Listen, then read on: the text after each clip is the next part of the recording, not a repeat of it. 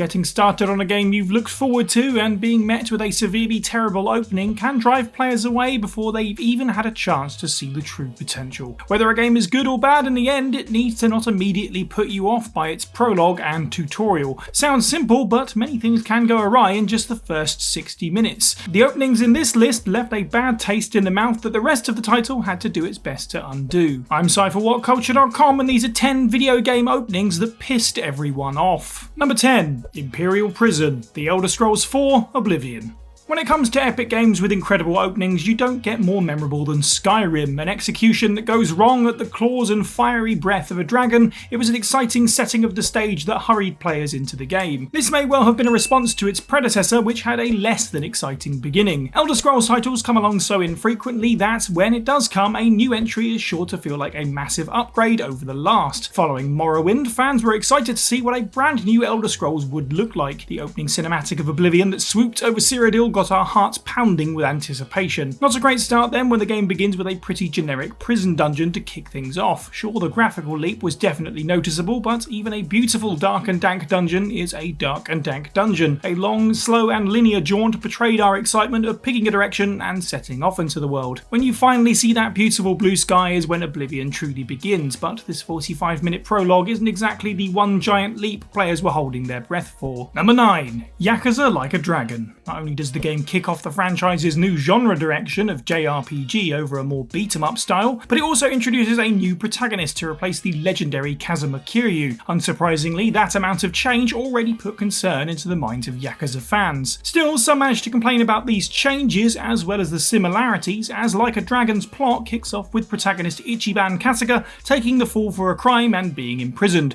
a story trope that has been used many times already in the series. With die-hard fans firmly pissed off for multiple reasons, Yakuza also managed to cause new players to wonder what they'd signed up for over its first 2 chapters. It takes a stonking 3 hours of cutscenes to get to chapter 3, where players are given full control of the game. Until then, it's a lot of exposition that is occasionally interrupted for linear wandering and fairly straightforward battles. Thankfully, those 3 hours are worth it in the end, as Yakuza Like a Dragon manages to craft a mechanically and narratively compelling tale that just so happens to have a long-winded opening. Number 8. Awful CGI. Snatcher. Snatcher, which only released outside of Japan on Sega CD, has a superbly consistent tone. It manages to combine ideas from Blade Runner, Terminator, and Invasion of the Body Snatchers into a game that feels like Kojima's foundations for his future success. Teetering perfectly on the line of bright neon colours and dark, imposing plot twists, to this day it maintains an early 90s adventure game charm that is hard to deny. When the game was ported forward to PlayStation and Sega Saturn, however, an additional scene was dropped in before the game begins. Overzealous developers were clearly too excited about the prospect of 3D full motion video to step back and look at what they had wrought. The resulting 90 seconds is not just tonally inappropriate for Snatcher, it's likely to be the ugliest piece of CG you'll ever see. Like many of Kojima's works, Snatcher is a moody tribute to American cinema, so turning the game on to see weeble-like caricatures of Gillian and Jamie just robs the game of its majesty. Japanese fans who picked up a copy hoping to support this sorely underrated title were rewarded with this affront to human eyeballs. Number 7. The terrible prologue. Witcher 2: Assassins of Kings. What's most irritating about Witcher 2's prologue is that it really obfuscates the game's true potential behind a truly monotonous start. Huge dumps of exposition and conversational choices can make the player feel as though Witcher is changing genre from its predecessor altogether. Geralt feels less like a monster slayer and more like a character in a high fantasy life sim. The opening hours of the game drag to the point of monotony, which is a real issue considering that outside of this section there's an incredible experience to be had. Tutorials can be a difficult thing to manage, but someone on the Witcher 2 team should have perhaps considered that the game could have done with giving players at least a little guidance. What action does happen in the opening hours is all over the place in difficulty, meaning that the time you've already spent on the slow start to the game feels wasted when you can't get past the early challenges. The Witcher 2's combat is generally a task worth overcoming, but bouncing from never-ending cutscenes to rage-inducing beatdowns from mobs is enough to turn some players away completely. Number 6. Where's Sora? Kingdom Hearts 2. When the first game ended with a cliffhanger, fans had to wait 3 years for the follow-up. up. Before they could get back on track, however, Kingdom Hearts 2 severely slowed players' roll with an intro that confused and infuriated a great number of people. Suddenly, Sora was nowhere to be seen, and instead we were playing as a light-haired stand-in by the name of Roxas, who didn't have a whole lot to do. Sitting around and eating ice cream all day, players were left to wonder why this kid was dreaming of Sora and why they weren't playing the game they had looked forward to for so long. It wouldn't be so bad if it was a quick tutorial, but this opening act drags out for around 3 hours. Over 2 hours of that is just cutscenes that ultimately mean very little, even when we do get the revelation later that Roxas is Sora's nobody, created when Sora lost his heart in the first game. Just hurry up and let me go hang out with Mulan, please. Number 5. Changing voice actors. Destiny. The potential for Bungie's post-Halo IP Destiny was high, as was the hype around it. Whilst the series has so far been a financial success, it's also had way more controversy and complications than anticipated. In the original version of Destiny, players are awoken from their slumber at the start of the game by the AI Ghost,